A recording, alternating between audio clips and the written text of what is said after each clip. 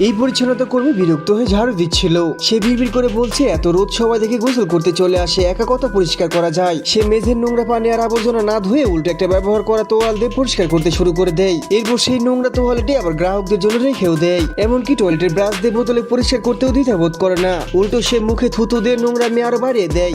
এরপরে এই মেয়েটি গোসলখানায় প্রবেশ করে। সে জানতো না যে সেখানে কত বড় নোংরামি করা হয়েছে।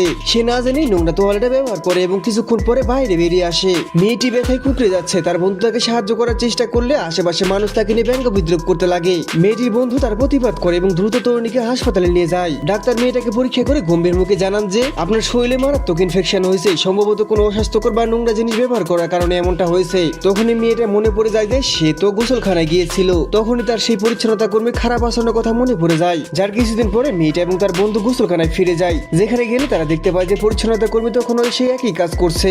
মেয়েটার বন্ধু তার মোবাইল থেকে লাইভ স্ট্রিমিং করে।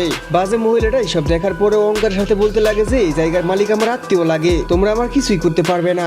আমি অলরেডি পুলিশের কাছে অভিযোগ করে ফেলেছি। শুধু অভিযোগ নয়, এই দেখুন হাজার হাজার মানুষ আপনার এই নোংরামি সরাসরি লাইভ দেখছে।